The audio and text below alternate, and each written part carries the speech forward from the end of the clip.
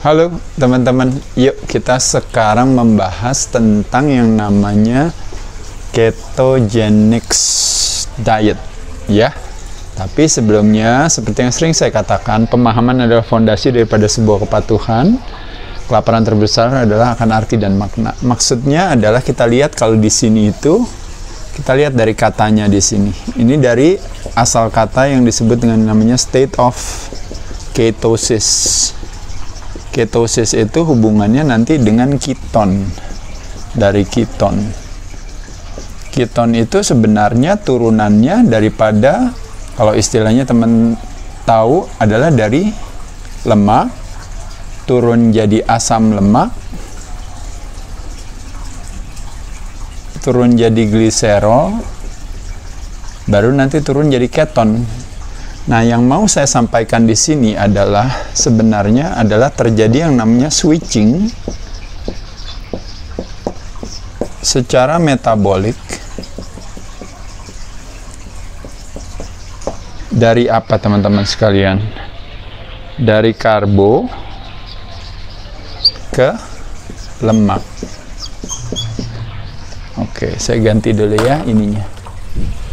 Jadi karbonya kita kadang-kadang tergantung. Kita mau berharap.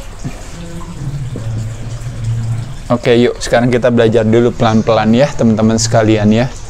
Jadi sekali lagi teman-teman, saya akan membahas lebih detail sedikit ya tentang alasan kenapa seseorang itu kegemukan. Kalau orang kegemukan itu, kalau kita berbicara yang namanya metabolisme itu, yang menjadi pemeran utama itu paling banyak itu adalah yang disebut dengan yang namanya si insulin ini. Dia yang adalah hormon yang paling berperan dalam metabolisme di tubuh kita. Insulin ini hubungannya dengan yang namanya pergudangan atau storing atau penyimpanan.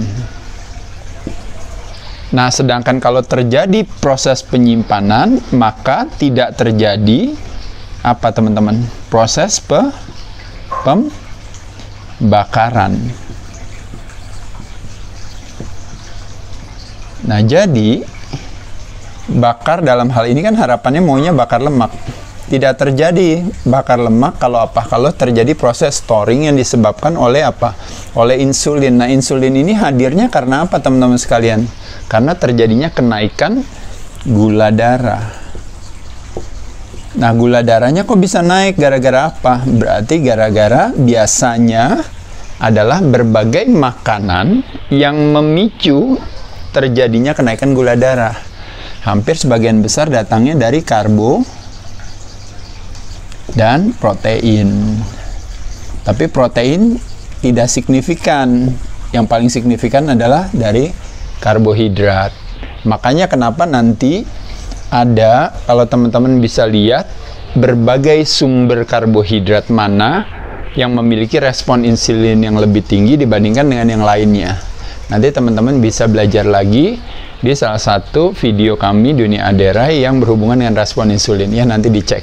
Tapi intinya teman-teman paham ya, makan nasi ketika masuk ke dalam mulut kita dirubah karbo menjadi gula. Masuk ke dalam darah, otomatis gula darahnya meningkat. Gula darahnya meningkat, otomatis pankreas kita merilis insulin untuk diambil. Diambilnya insulinnya disimpannya kemana? Sama dia ke dalam sel tubuh kita, cuma disimpannya di dua tempat, di lemak. Satu lagi adalah disimpan sebagai cadangan yang disebut namanya glikogen. Nah, glikogen itu ada di mana teman-teman sekalian? Ada di liver. Yang liver kita cuma kira-kira 3-5 pound, atau kalau kurang lebih kira-kira besarnya liver kita paling kurang lebih sekitar 1,5 ya, sampai maksimal sampai 2 kilogram. Jadi kapasitasnya segitu. Dan satu lagi adalah di mana glikogennya? Satu di liver, satu lagi adalah di otot. Nah, yang uniknya dari otot ini adalah disebut sebagai tempat pembuangan gula terbesar, the largest site of glucose disposal. Makanya kenapa kita rajin melakukan aktivitas latihan pengencangan otot, karena latihan pengencangan otot memungkinkan apa? Memungkinkan kita untuk membuat yang namanya insulin sensitif, lebih sensitif insulinnya. Kebalikannya daripada insulin sensitif adalah resistensi insulin resistensi insulin. Nah, jadi kesimpulan dari sini berarti teman-teman bisa lihat apa yang terjadi dalam situasi ini, teman-teman sekalian. Yang terjadi adalah kita mencoba untuk mengurangi konsumsi karbohidrat yang berlebihan. Satu, kita ganti dengan apa? Karena sumber tenaga cuma ada apa? Kalau ada karbo, ada protein, ada lemak. Lemak adalah cadangan tenaga. Karbo adalah buat tenaganya. Tapi kalau kelebihan disimpan di dalam sel lemak. Nah, jadi kalau karbonya saya mau turunin, berarti tenaganya saya bisa dapatnya dari mana? Saya bisa dapatnya dari lemak. Nah, cuma pertanyaannya lemak yang seperti apa yang bisa kita naikkan kalau seandainya karbo kita turunkan? Nah, itu masuk lagi ke video saya yang sebelumnya, yaitu adalah makan lemak, bakar lemak. Nanti teman-teman bisa lihat jenis-jenis lemak mana yang sifatnya satu, alami, dua, yang rasio omega 3-nya lebih tinggi daripada omega 6, gitu ya. Nah, kenapa disebut alami? Kalau bisa yang disebut namanya non-proses. Non-proses artinya apa? Anti peradangan, inflamasi. Bisa dapat dari apa-apa aja. Nah, tadi yang saya katakan tadi ya, bisa dari kuning telur, bisa dari ikan, bisa minyak zaitun, minyak kelapa, MCT oil, bisa dari alpukat dan sebagainya. Itu nanti lihat di video yang sebelumnya.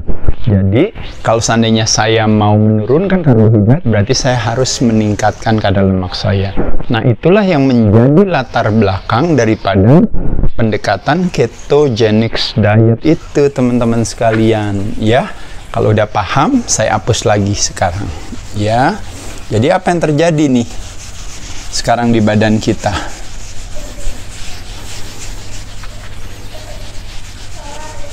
Yang terjadi adalah sebagai berikut, teman-teman sekalian. Aturannya adalah katanya, untuk kita bisa memasuki yang namanya state of ketosis ini, kita makan paling banyak itu adalah 30 gram karbonya. Maka pada saat itulah kita punya garansi badan akan menghasilkan si keton tadi. Dan keton itulah yang akan dipakai, dipecah untuk menjadi energi. Ya, gitu ya teman-teman ya, kurang lebih kira-kira. Nah, jadi kalau teman-teman bisa lihat di sini, makanya kenapa akhirnya makannya apa? Makannya cuma karbonya rendah, lemaknya tinggi, high fat, low carbs diet. Nah, inilah yang menjadi basic dasar daripada itu. Nah, sekarang yang mau saya sampaikan adalah, saya tidak penting apakah kita bilang harus ketogenic atau tidak, tapi kita hanya cuma mau melihat di sini apa yang terjadi, teman-teman sekalian. Kenapa kita fokusnya ke high fat? Kenapa kita fokusnya ke low carbs? Karena hubungannya dengan apa, teman-teman sekalian? Hubungannya dengan menjaga si insulin tadi. Selama insulin hadir, tidak memungkinkan badan untuk membakar lemak. Bukan berarti seperti yang saya katakan tadi adalah bahwa, tapi kan saya makan karbo, Mas Ade, badan saya tetap aja kering. Betul. Justru maksud saya secara teoretis, saya cuma mau mengatakan adalah bahwa teman-teman mau nggak kalau seandainya mau turun cepat beratnya, kita melakukan aktivitas ini. Satu, yang paling utama sebenarnya adalah bukan penamaannya si ketogeniknya, tapi yang paling utama adalah konsep low carbs high fat diet ini. Boleh gak kalau seandainya saya jadi 100 gram aja deh, jangan 30 gram. Saya ganti jadi 100 gram. Mungkin bukan namanya ketogenic lagi, tapi bagusnya sama, nggak prinsipnya sama. Plus ditambah dengan kita melakukan yang namanya IF, intermittent fasting. Nah, jadi teman-teman bisa lihat. Terakhir makan jam 9 malam. Baru makan lagi masuk jam 9 pagi. Itu berarti 12. Kalau seandainya jam 9 malam terakhir makan, lalu makannya lagi jam 1 siang, berarti masuknya ke tambahin kurang lebih 4 jam lagi kan? Berarti 4 jam, berarti 4, berarti ini 16, ini 8. Nah, di sini kita bisa lihat waktu tidak makan kita lebih dominan. Ini dia lebih sama, tapi ini lebih dominan di sini kita bisa lihat. Nah, jadi pada saat itulah otomatis kita berharap akan menggunakan lemak sebagai sumber tenaga. Karena badan diedukasi oleh diri kita untuk akhirnya, iya ya, kayaknya saya harus gunain lemak sebagai sumber tenaga. Lemak dan sebagai sebuah cadangan membayangkan ibarat kayak kulkas, teman-teman. Kulkas kan punya 2 kompartemen. Yang satu yang disebut dengan namanya freezer. Yang satu disebut dengan namanya chiller. Nah, jadi biasanya freezer ini makanannya dipenuhin di sini, banyak kita isi taruh di sini. Tapi tiap kali kita ngelihatnya selalu yang ke bawahnya. Makanannya di sini. Ini kelar habis makanannya.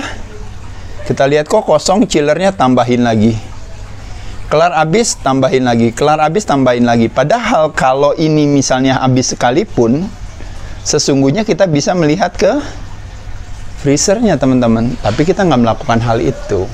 Jadi selama kita masih punya lemak yang banyak di sini, walaupun kita tidak makan di sini, tidak ada masalah. Kenapa? Karena badan akan mencari cara untuk menggunakan sumber tenaga lain.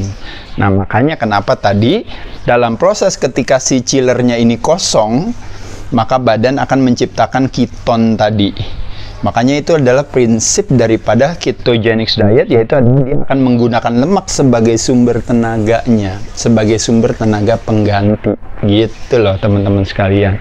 Nah, jadi paling baik adalah ketika kita intermittent fasting, anggap aja misalnya kita bisa melakukan ini, atau ini sekalipun 12-12 juga nggak ada masalah. Pas kita buka makan, kita makannya apa jam 9 pagi? Kita makannya apa? Kita langsung makannya low carbs, high fat. Atau bahkan low carbsnya itu kita kurangi, kita cuma makannya apa? Misalnya telur. Rasionya 1:1 atau 2:1, misalnya putih sama kuningnya misalnya. Silahkan aja, misalnya mau putihnya 3, kuningnya 3. Putihnya 3, kuningnya putihnya 6, kuningnya 3 misalnya. Atau sama-sama 3, atau sama-sama 4, atau sama-sama 5, silahkan aja. Nah, pada saat kita makan ini, berarti ini fatnya tinggi gak? Tinggi. Proteinnya tinggi gak? Proteinnya tinggi. Karbonya tinggi gak? Karbonya rendah. Bahkan kurang, gak ada. Bagaimana prosesnya dengan insulinnya? Insulinnya nggak hadir. Tapi pada saat dipakein roti putih, naik gak dia? Naik karbonya. Pada saat kita makan oatmeal, naik gak? Naik karbonya. Pada saat itulah kita mentok di sini, badan sudah mulai pakai gula lagi. Tapi kita ceritanya nih nggak kuat di sini, tapi kita di sini udah mau makan. Nah, jadi tipsnya yang cara paling gampang, makanya tadi saya bilang kombinasi antara IF tadi dikombin dengan low carbs high fat diet plus ditambah dengan workout atau exercise sebelum buka puasa.